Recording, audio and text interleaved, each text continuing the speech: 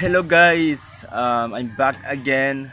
So, yung hindi pa nakakakuha ng bonus kay Meta, yung bonuses na binibigay ni Meta guys, paano ba na madaling makuha yan?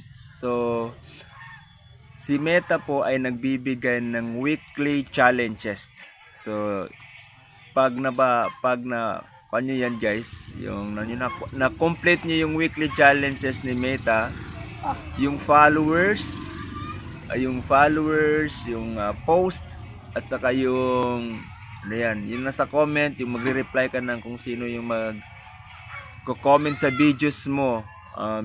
Pag na-complete mo yan ng nasa 3 to 4 times yung weekly challenge ni Meta, is may possible na i-invite ka niya sa bonuses. So, based in my experience guys, not totally na marami kasi na hindi pa na-invite. So, yun.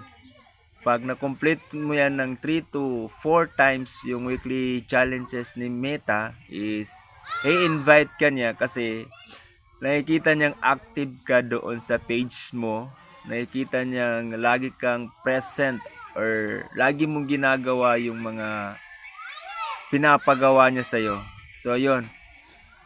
Sa akin is nasa 3 times ko lang na-complete yung weekly challenge niya, is nag-send na siya ng bonuses.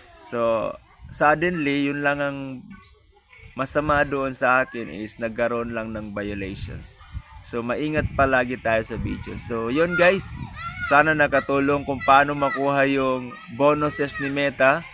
Ang pangalawa, ang first doon ang gagawin natin is yung challenge ni Meta. Okay?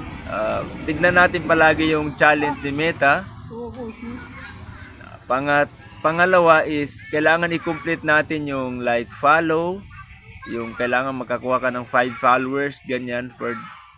Tapos mag-post ka ng 5 videos within a week. So sa isang week is makapost ka ng 5 videos. Ganyan yung mga ni Meta.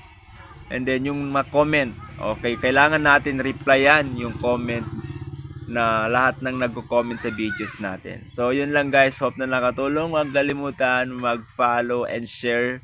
And comment na rin dyan sa baba guys sa ating videos. Maraming salamat.